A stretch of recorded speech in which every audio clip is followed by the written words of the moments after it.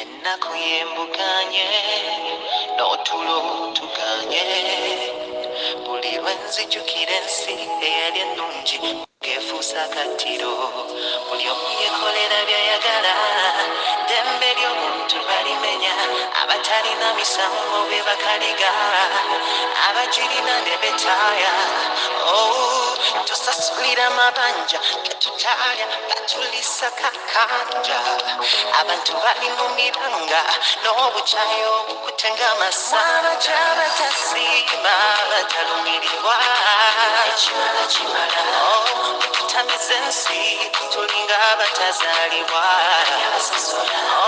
abatasiima batalumirirwa ekimala kimala tutamiza ensi ani abasasula wulira ensi wejjudde emiranga sente teziwera naye ebintu tubigula busanga n'ebyennyanja etulina basumba we batwala abagwira be babyeddiza makumba ge tutwala ku mafuta amangi ge tulina ate tujuza nga gasaba tono abalina sente. Mbalamusiza nnyo bannaffe mwenna abatuwuliriza era nembaniriza ne puroguramu yammwe eno Buganda gyevudde ne gyeraga. Puroguramu Buganda gyevudde ne gyeraga tukuba ttooki Buganda gye yava, amasaŋŋanzira amangi ennyo ge tulimu n'ebizibu enkuyanja ebiri mu Buganda. Kizibu ki ekyaleeta emiteeru gino gyonna? Wa we tuli ate ne wa we tulaga? Nze Alex Wellington Kasujja, omuteesesi wa puroguramu eno eyitira ku kisinde ky'Abage etudde e Busujja n'ebona emikutu emingi ennyo egiri mu nsi. Ndowooza kanjira nkulindako weeteeketeeke owulire bye tugenda okuleeta olwaleero.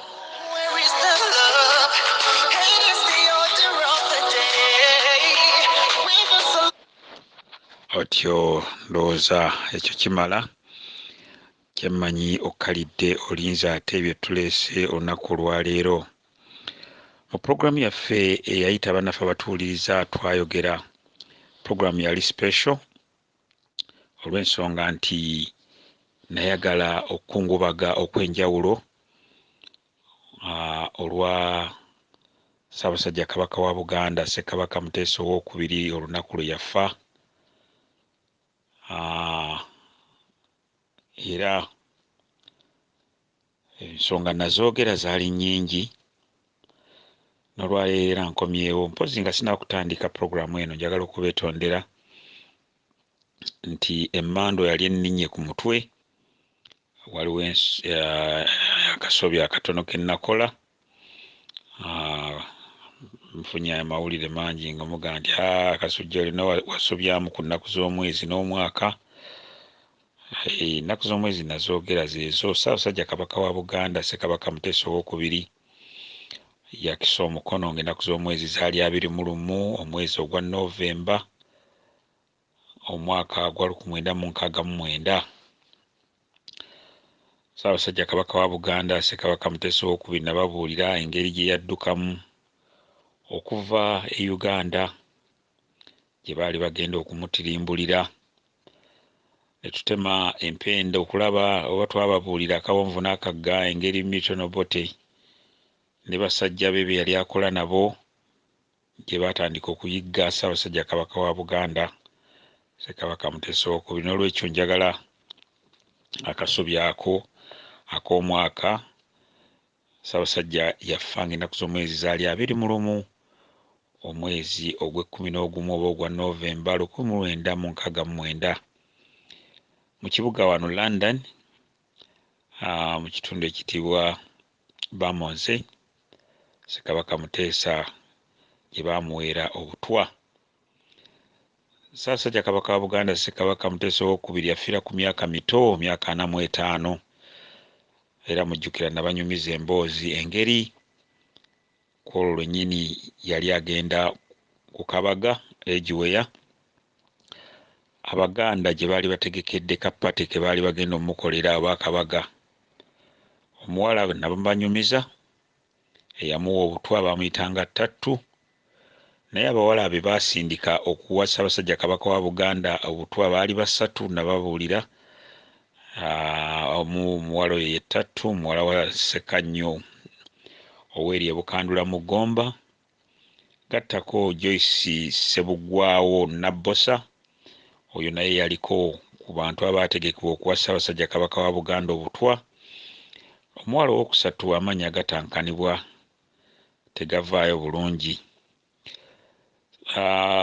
Muteesa Luwangula yali yakamala emyaka 30 gyokka ku Namulondo y'abajjajjaabe, era ajjukira nti Obwakabaka yabutuulako oba Namulondo yagituulako mu mwaka gwa 1939. Enjole ya Ssaabasajja Kabaka wa Buganda Ssekabaka Muteesa II yakomezebwawo ku butaka era n'egalamizibwa mu Masiro e Kasubi, yakomezebwawo mu mwaka gwa 1971. N'olwekyo olwaleero mbadde njagala tutandikira awo, nga bwe nabagambye oba nabagamba nti ebintu byonna byali bipange nti Ssaabasajja Kabaka wa Buganda Ssekabaka Muteesa II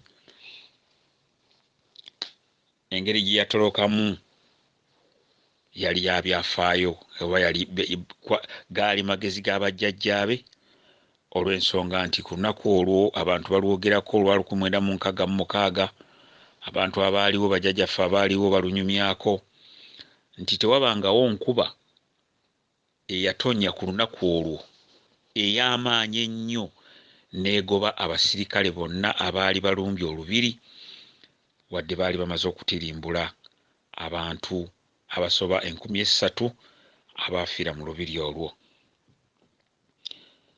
Njagala tuddeyo olunaku olwaleero tutunuulire Ssaabasajja ono Kabaka wa Buganda n'abo bennyini abantu naffe ffennyini twekube mu ttooki. Ssaabasajja Kabaka wa Buganda abantu baamulabula, abasinga obungi abaamulabula tebaali bayivu.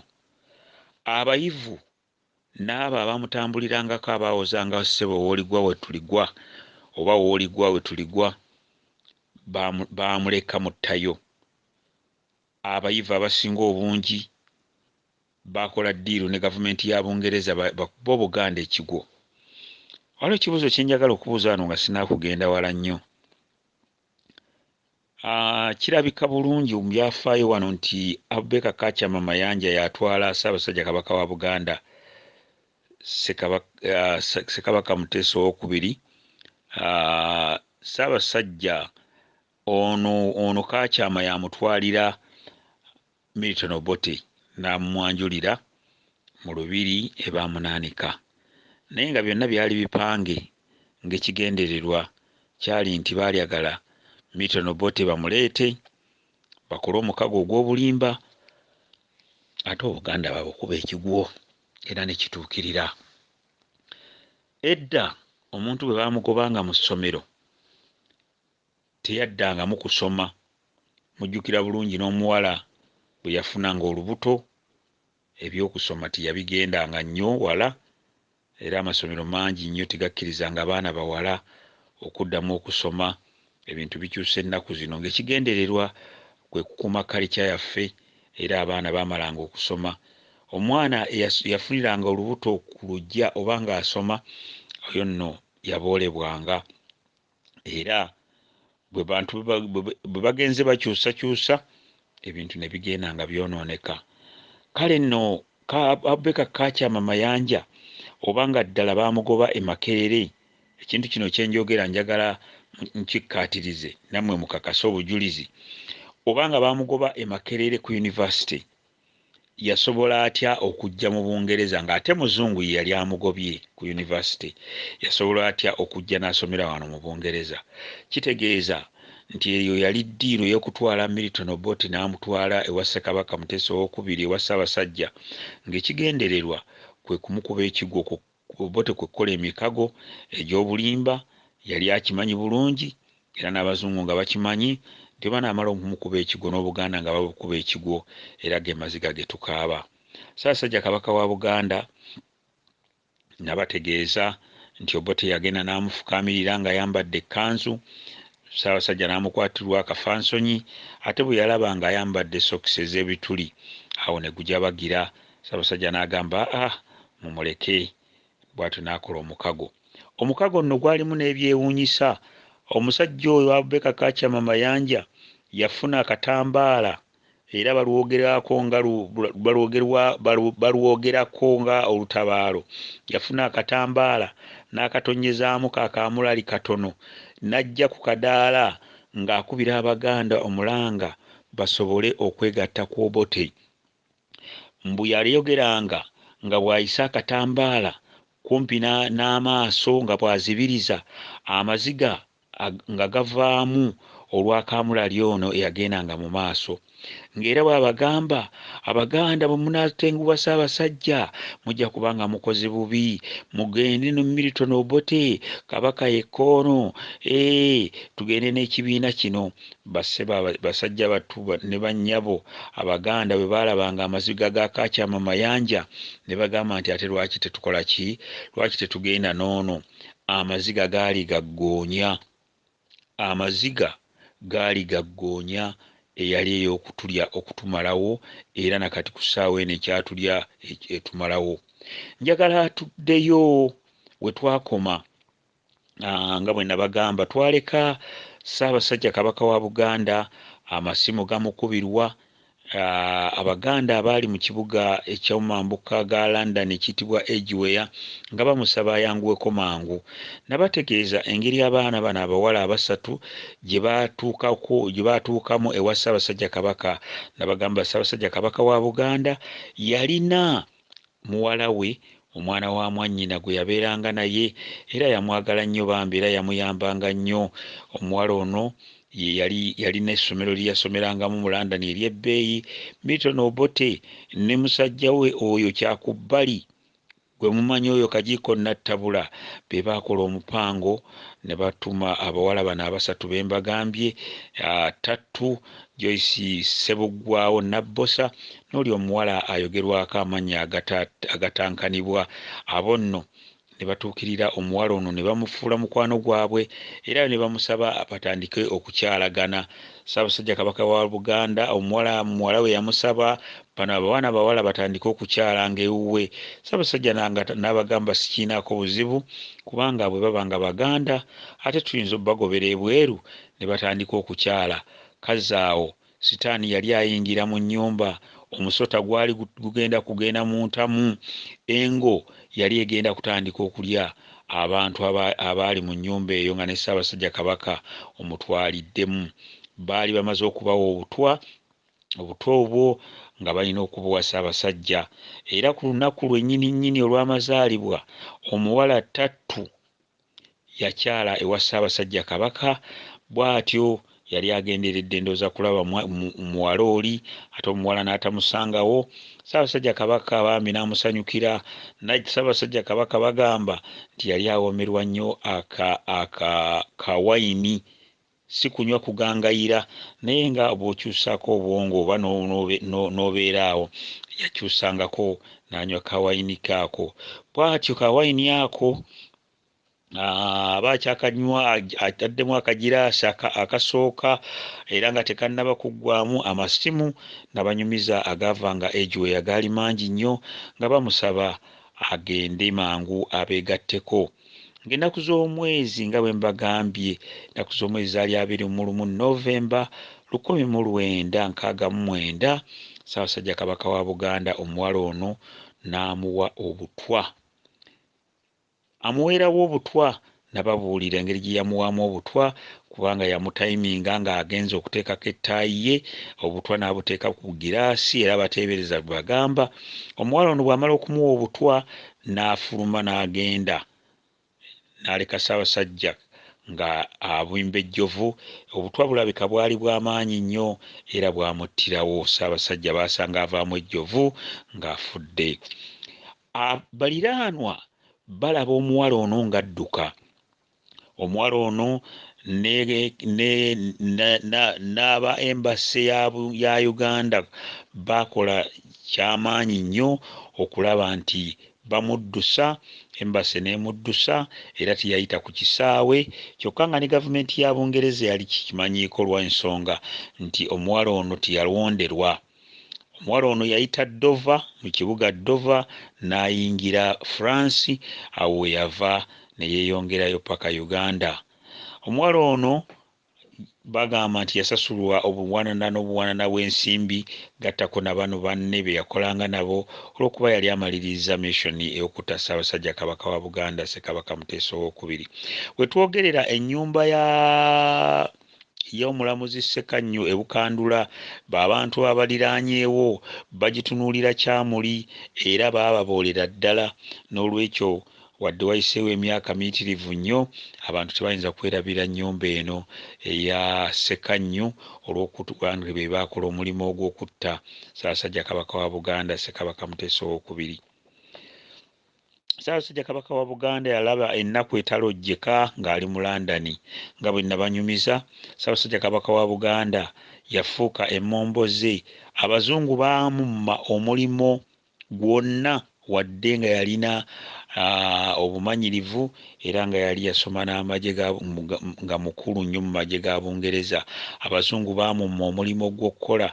Abazungu bamala okumumma omulimu ogw'okukola ne bakakasiza ddala nti alina okwavuwala, alina okulomba, era waliwo ebifaananyi bye twaleese n'ebirala nja bireeta ng'olaba Ssaabasajja akutte ku matama. Musajja wattu ennaku egenda kumuttira mu kafulaati. Eyali kabaka, eyali nannyini nsi, abatemaŋŋanda ne bamulyamu olukwe. Ekikwewuunyisa kye njagala okwogerako okuddiŋŋana wano, abantu bonna abaawozanga wondigwa wendigwa bonna tiwali yajja kumulaba. Abantu bali babiri aboogerwako abajja okulaba Ssaabasajja Kabaka wa Buganda. Ye yali Munsonyooli Vicar General wa Kampala, Munsonyooli Emmanuel Nsubuga, oluvannyuma yafuuka kalidinaali mu mwaka gwa 19 gwali 76 n'afuuka kalidinaali. Nsubuga Emmanuel ye yajja okulaba Ssaabasajja Kabaka. Gattako ne yali Bishop w'e Masaka, ono yayitibwanga Adidian Ddungu, be bokka abajja okulaba Ssaabasajja okuva e Uganda. Bano bonna wendigwa Ssaabasajja booloolooloolo tiwali yalinnya nnyonyi kujja kumulaba. Waliwo ekintu kye njagala okwogera nti wadde Ssaabasajja Kabaka wa Buganda yafa, tetufunangayo ripooti n'emu. Ripooti gye twafuna yali ya kikwangala eyagamba nti Ssaabasajja Kabaka wa Buganda yafa mwenge. Tosobola kuŋŋamba nti Ssaabasajja Kabaka wa Buganda akagiraasi akamu aka wayini kaamutta. Ku ssaawa eno gye twogererako, lwaki Abangereza, nkiddamu, lwaki Abangereza tibaabuuliriza omuwala eyajja n'ayingira mu nnyumba ya Ssaabasajja Kabaka, omuwala oyo Ttattu, lwaki tebaamubuuliriza? Kubanga baliraanwa baamulaba. Lwaki Bungereza emaze ebbanga ddene ng'erina ekitongole kyayo ekiketta, ng'era abantu bonna abatemula abantu bagenda ne babanoonyerezaako? Bungereza emaze ebbanga ddene nnyo ng'erina ekitongole kyayo ekya Scotland Yard, babuuza buli muntu yenna. Wano mu ggyo ly'abalamu wabaddewo omusango ogubadde guwerennembebwa mu kkooti enkulu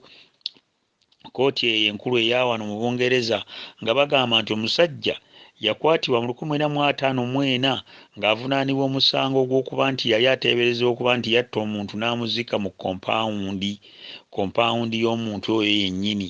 Omusajja oyo baateebereza era ne bamuggalira mu kkomera. Kyagenda okuzuuka nga abantu ab'eŋŋanda, omu ku b'eŋŋanda eyali Serial Killer ye yakola omulimu ogwo ogw'okutta omuntu oyo. Wabadde wayise emyaka mingi nnyo okuva mu 1954 bukya omuntu oyo bamutta.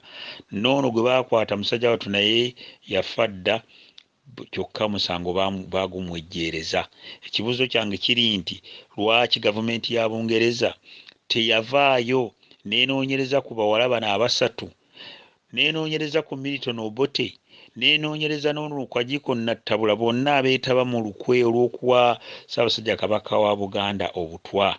Ekintu ekyo n'Obwakabaka bwa Buganda bwakisuluba beesuulirayo gwa naggamba tewali yali ataddeyo musango gwonna ng'era bw'olaba bwe nabadde njagala era nayagala dda nze Kasujja Alex ntandike ku nsonga zino.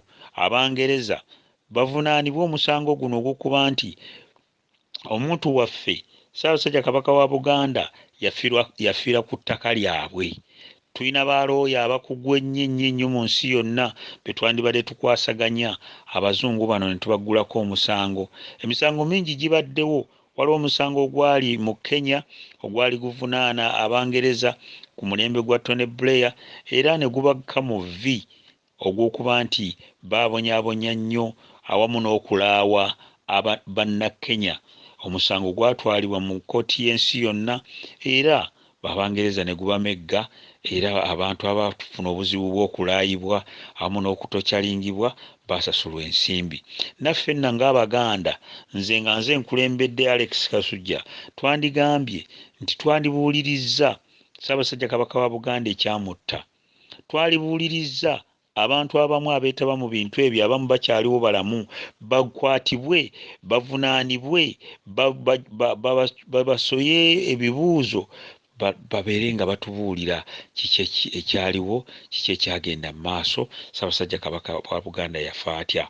Awo nno kanveewo. Ssaabasajja Kabaka wa Buganda nga bwe mbagambye yalaba ennaku etalojjeka.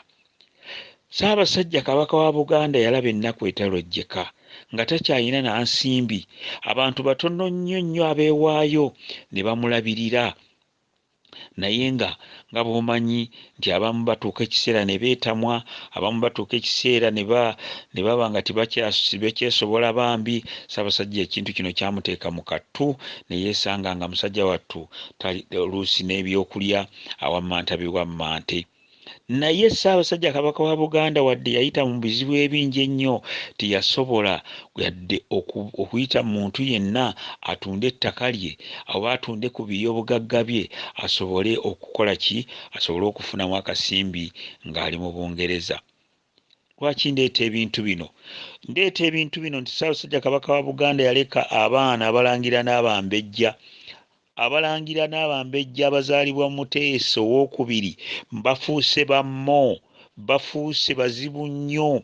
Mmwe mwennyini abalangira n'abambejja abazaalibwa Muteesa mmwe mutunze Obuganda okubumalawo. Njagala okukiddamu era sigenda kukirumamu nti mmwe mutunze Obuganda. Abalangira n'abambejja abazaalibwa Muteesa mmwe mukolagana ne Baaminaani okulaba nti ettaka lya Buganda lyonna lisaanyizibwawo. Abalangira n'abambejja abazaalibwa Muteesa mutunze ettaka lyonna okulimalawo era muswazizza Obuganda era mukoze n'ekyafaayo ky'amaanyi nti mmwe mwekka Obwakabaka bukya bubeerawo mmwe musaanyizzaawo Obwakabaka bwa Buganda, mmwe musaanyizzaawo Buganda. Kyewuunyisa nti bwe mwazaalibwa Muteesa mulowooza n'okulowooza nti mmwe mwekka mmwe muzaalibwa Muteesa mmwe mwava mu Bwakabaka oba mmwe mwekka mmwe balangira. So nga Obwakabaka bwa Buganda bubadde ne Bakabaka ab'enjawulo, abalangira abazaalibwa n'abambejja abazaalibwa bassekabaka abalala bandibadde batwalibwa kyekimu. Naye mmwe mwefudde bammo era mmwe nga mukozesa Bulange Mmengo, ab'Emmengo, abalangira n'abambejja abava mu bwassekabaka aba mu bassekabaka abalala mubaboola. Bo si bantu. Obwakabaka bwa Buganda nkiddamu. Ssekabaka omubereberye Kabaka Kintu bwe yali atandika omukago guno n'ebika byaffe binnansangwa nga n'ekyanga ekyengeyemu ekiri, constitution gye baakola etali mpandiike yakinnyonnyola bulungi nti sinze nga Kabaka wa Buganda siibeerenga na buyinza kukugira bantu bonna kubaako kye bakola kukikolera Buganda. Abaganda banaabeeranga baddembe okukola kye baagala bwe kinaabanga kikulaakulanya eggwanga lyaffe Buganda. We twogerera ku ssaawa eno gye twogererako, mmwe mwekka mmwe abalangira abazaalibwa Ssekabaka Muteesa owookubiri mmwe mutunze ebintu byonna okubimalawo. Mujjukire mmwe mwali mutunda n'olubiri olwo nga mwegattiddwako na bana ab'Emmengo bano ba Peter Mayiga ng'olubiri mwagala kulusalaasalamu poloti simanya muteekemu ebisaawe by'ennyonyi naye ng'ekigendererwa kuba Buganda kigwo n'okubimalawo kyokka nga n'olubiri olwo Ssekabaka Muteesa II si ye yaluzimba olubiri lwazimbibwa Mwanga ye yaluzimba Mwanga yafiira ku myaka 30 bwegiti Mwanga ebintu bye yakolanga kabaka nze sibirojja ye kabaka gw'Entende yali teyeetiririra kale nno mmwe abava mu ntumbwe za Muteesa mukoze kyamaanyi nnyo okulaba nga Buganda mugikuba ekigwo naye tubeebazizza nnyo mugende mu maaso mwebale nnyo naye bagamba nti akalyadda kaddadda envunyo giriira mu katiko ekusanga mu ntaana ebintu byonna bye mukoze okulaba nga Obuganda bugwa bajjajjaffe bajja kusituka one day olunaku olumu lujja kukya bajja kusituka olaba mukola ekintu mmwe kale abaana abaviira ddala mu Muteesa tewannabaawo muntu ayimirira n'ab'Emmengo kulangirira lunaku nga luno Muteesa lwe yattibwa nti olunaku luno twambalenga akabugo olunaku luno tuteekeko akaddugavu olunaku luno tulufuule ne mulimba n'okulimbalimba abantu nti mulina ne leediyo ya Buganda eyo simanya CBS n'erema okuteekawo yadde programs empanvu okutegeeza abantu Muteesa yafa atya ebyo byonna biraga nti mulina gwe mukolera ebyo byonna biraga nti temufaayo ebyo byonna biraga nti muli ku kintu kimu kya nsimbi ebigambo bino byenjogera mbyogera n'ennaku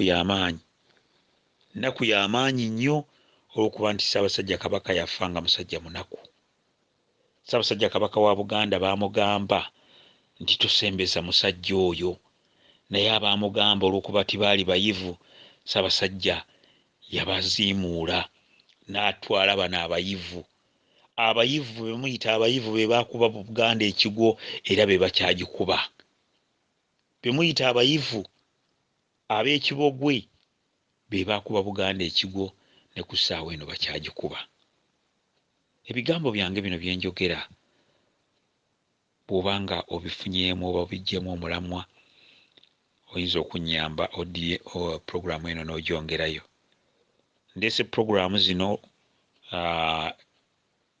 mu wiiki sitera nnyo kikola naye puroguramu zino zibadde special okubalaga engeri Ssaabasajja Kabaka wa Buganda engeri gye yattibwamu bw'atyo n'asaanawo Ssaabasajja Kabaka wa Buganda nga bwe nabagamba abazungu be baamukuba ekigwo nga bakozesebwa Milton Obote n'abantu b'Obote bonna ku ssaawa eno gye twogererako pulaani za Milton Obote ez'okusaanyaawo Buganda zikyagenda mu maaso ku ssaawa eno gye twogererako Abaganda abamu balinga abalina ekifu ku maaso ebintu babiraba kifuula nnenge kyova olaba ndeka ekibuuzo mu ddiiro nti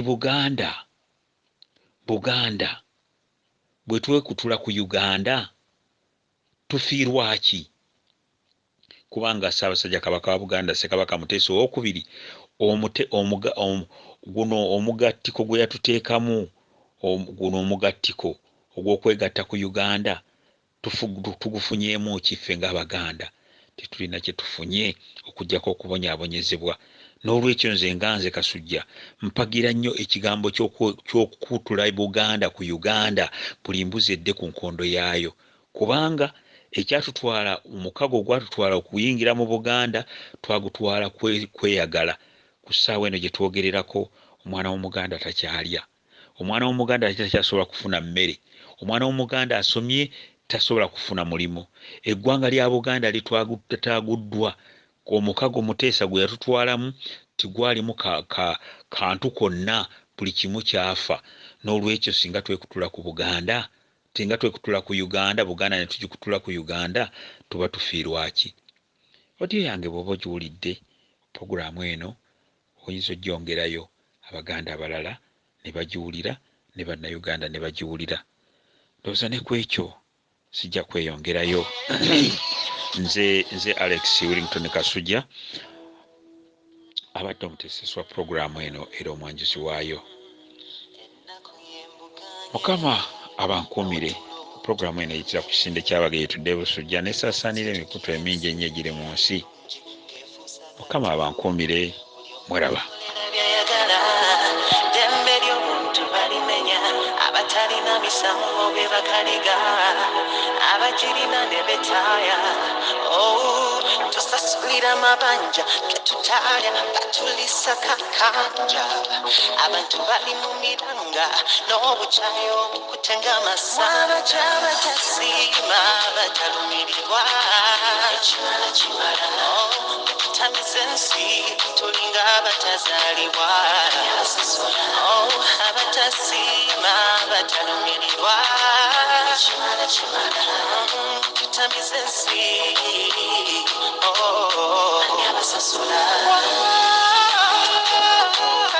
wulira ensi wejjudde emiranga sente teziwera naye ebintu tubigula busanga n'ebyennyanja byetulina basomba we batwala